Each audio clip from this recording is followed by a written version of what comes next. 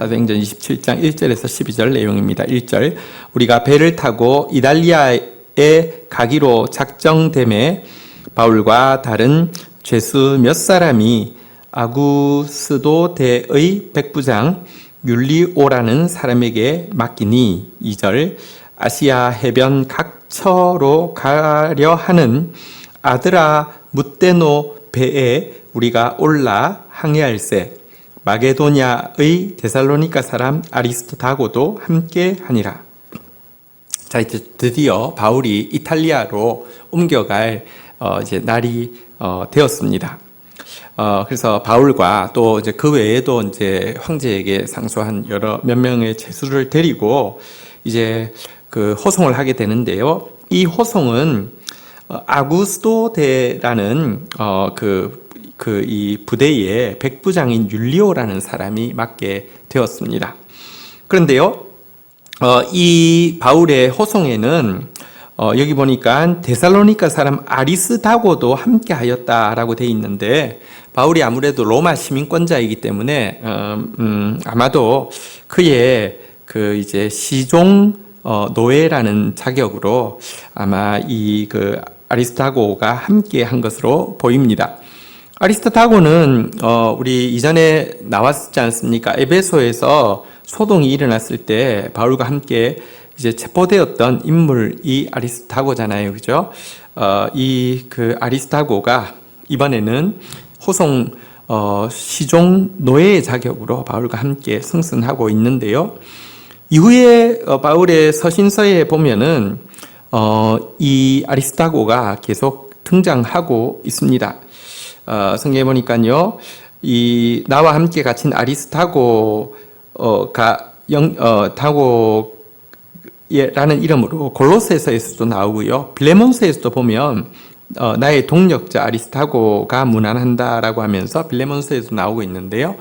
호송하는 과정뿐 아니라 로마 감옥에 갇혀 있을 때도 아리스다고가 계속 그와 함께 했음을 보게 됩니다. 또 한 가지 우리가 좀 여기에 이름은 나와 있지 않지만 기억해야 될 사람은 누가입니다. 1절에 보면 우리가 배를 타고 했는데 이 우리가라고 하면 여러분 누가 포함됩니까?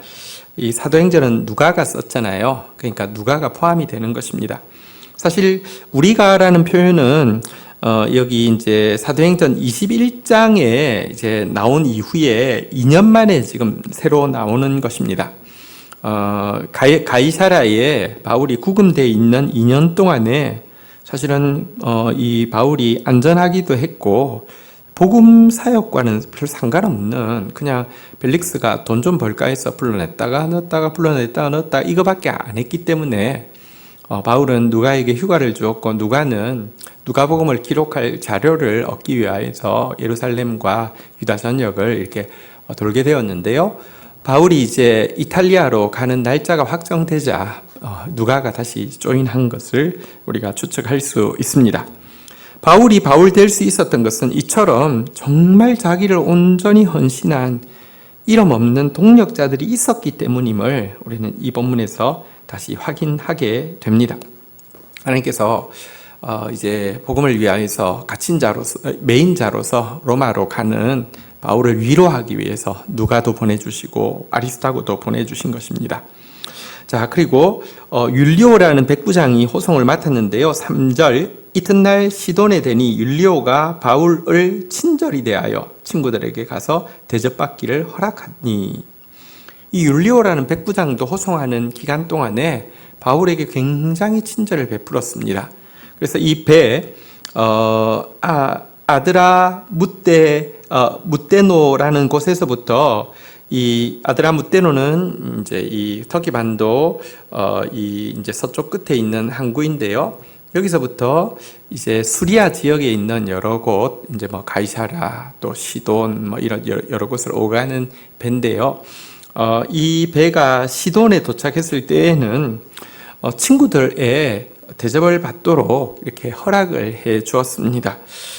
백부장이 무슨 자기 재량만으로는 이렇게 할 수 없었겠죠. 제가 생각할 때는 앞에 있었던 이 아그리빠 왕과 또 베스토의 신문 과정에서 이들이 바울에 대해서 무죄하다는 사실과 또 이 사람이 사실은 이제 그 참 대단히 훌륭한 사람이라는 사실이 그들 마음에 와닿았기 때문에 아마도 백부장에게 선대하라고 이렇게 일부러 부탁해서 이런 혜택을 받을 수 있었을 것이다. 이렇게 우리가 합리적으로 추측해 볼 수 있습니다.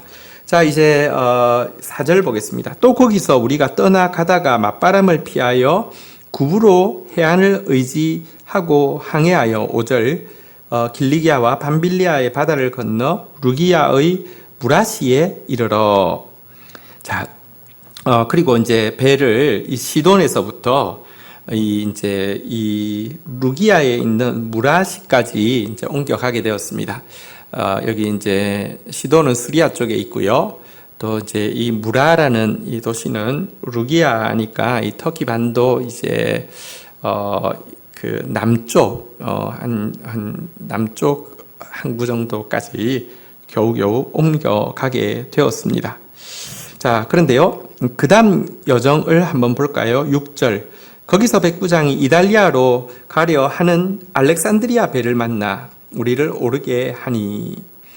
7절. 배가 더디 가 여러 날 만에 간신히 니노 맞은편에 이르러 풍세가 더 허락하지 아니하므로 살몬의 앞을 지나 그레데 해안을 바람막이로 항해하여 8절.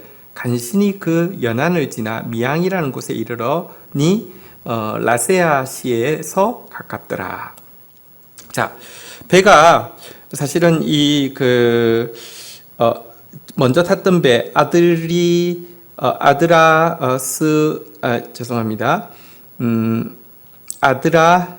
무테노에서부터 이 수리아까지 항해하는 이 배로는 지중해를 건널 수는 없었고요. 그래서 이번에는 이탈리아에서 알렉산드리아까지 이렇게 왕복하는 아마 곡물 수송선이고 사람도 수송하는 이 큰 배로 옮겨 타게 되었는데요. 문제는 바람이 너무 세어서 이 배가 간신히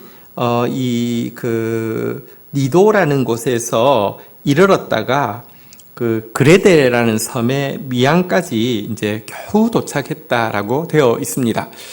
보통은 이제 그냥 지중해를 건너면 되는데 바람이 너무 세니까 해안선을 따라서 또 이제 섬을 바람막이 삼아서 가려 했기 때문에 이 그레데라는 섬의 미양에 잠시 정박을 하게 되었는데요. 자, 문제는 9절. 여러 날이 걸려 금식하는 절기가 이미 지났으므로 항해가 위태한지라 바울이 그들을 권하여 10절 말하되 여러분이여 내가 보니 이번 항해가 화물과 배뿐 아니라 우리 생명에도 타격과 많은 손해를 끼치리라 하되. 자, 그런데 지금 이제 항해하는 시기가 금식하는 절기가 지났습니다. 여기서 금식하는 절기란 대속제일을 이야기하는데요. 대속제일 7월, 그러니까 유대인의 달력으로 7월 10일이고 지금 양력으로 바꾸면 9월 말에서 10월 초순에 해당하는 시기인데요. 여러분, 사실 이 지중해는 항해를 하려고 하면 이제 11월부터 3월까지는 항해가 아예 불가능한 기간이었고요. 9월, 10월은 항해가 굉장히 조심스러운 기간이었는데요. 금식절이 이미 지났기 때문에 항해가 굉장히 조심스러운 시기였습니다. 아니나 다를까 여기 지금 미양까지 오는데도 굉장히 바람이 거셌거든요. 그래서 바울이 이 배에 있는 사람들에게 이야기했습니다. 이번 항해는 화물이나 배뿐 아니라 사람들의 생명에도 많은 타격과 손해가 있을 것입니다 라고 이야기를 하면서 지금 미항에 머물러 있는데 미항에 머물러야 된다라고 이야기를 했는데요. 겨울을 이제 지날 때까지 미항에 머물러야 된다라고 이야기했는데, 자, 이어서 11절 볼까요? 백부장이 선장과 선주의 말을 바울의 말보다 더 믿더라. 12절. 그 항구가 겨울을 지내기에 불편함으로 거기서 떠나 아무쪼록 베닉스에 가서 겨울을 지내자 하는 자가 더 많으니 베닉스는 그레데 항구라. 한쪽은 서남을 한쪽은 서북을 향하였더라. 자, 그런데 여러분 바울이 백부장에게 이번 항해 위험하니까 여기 머물러야 됩니다라고 이야기했는데 백부장은 이 배에 선장, 선주가 있는데 그들의 말을 더 의지했습니다. 그들 말로는 그래 이 여행 자체는 어렵지만 지금 거래대에 있는 항구 중에서 미항보다는 옆으로 조금만 가면 한 65km만 가면 이렇게 이제 그 다른 항구가 나오는데요. 그러니까 베닉스라는 항구가 나오는데 이 항구가 겨울 지내기에 여러 가지 환경이 나으니까 뭐 이제 여기 뭐 문화적으로나 또 뭐 식료품을 구하거나 여러 가지 면에서 나으니까 65km 가는데 그러니까 옮겨가자 이렇게 이야기가 됐고요. 그러자 뭐 당연히 상식적으로 여러분 백부장이 바울 말을 듣겠습니까? 아니면 선장과 선주 말을 듣겠습니까? 당연히 선장과 선주 말을 듣죠. 또 다수의 사람이 가자고 하니까 멀지 않으니까 가자 해서 이제 옮기게 되는데요. 내일 본문부터 보면 아시겠지만 이 결정이 얼마나 엄청난 어려움을 초래하는지는 이어지는 내용을 통해서 볼 수 있습니다. 여러분 사실은요 선장과 선주가 안다고 하지만 얼마나 알겠습니까? 바울은 바다의 전문가가 아니지만 하나님, 바다를 지으신 하나님, 우리의 생각을 초월하시는 하나님을 알고 있고 또 하나님께서 주신 마음과 말씀을 이렇게 나누었는데요. 믿지 않는 사람은 당연히 그걸 받아들이지 않죠. 베드로는 어부지만 예수님 말씀에 순종하여서 고비가 잡히지 않는 아침 시간에 깊은 곳에 그물을 내렸다가 그물이 찢어지게 된 것을 보게 되었죠. 믿음의 사람이란 나의 상식, 인간의 경험, 다수의 결정보다 초월하시는 하나님의 말씀을 더 앞세울 수 있는 은총을 받은 사람입니다. 사실 이런 믿음은 하나님을 알지 못하면 가질 수 없는 것이죠. 여러분, 믿음이라는 것이 항상 이성에 반하는 것은 아닙니다. 그런데요. 그래서 이제 몰상식하고 몰이성한 것이 믿음이 아닙니다. 이성도 하나님이 주신 것이죠. 그런데 어떤 때는요, 이성을 초월하는 결정을 해야 될 때가 있는데요.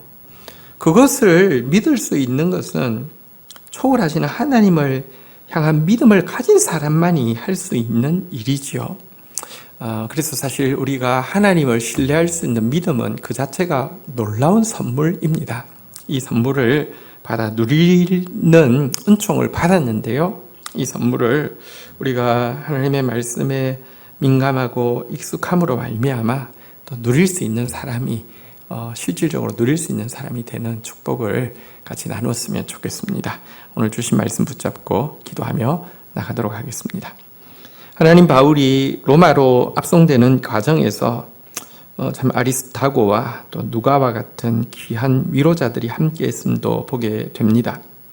또 그가 끼친 선한 가마력으로 인하여서 백부장도 그를 선대하여서 시돈에서 또 믿음의 형제들의 교제를 허락하는 모습도 보게 됩니다.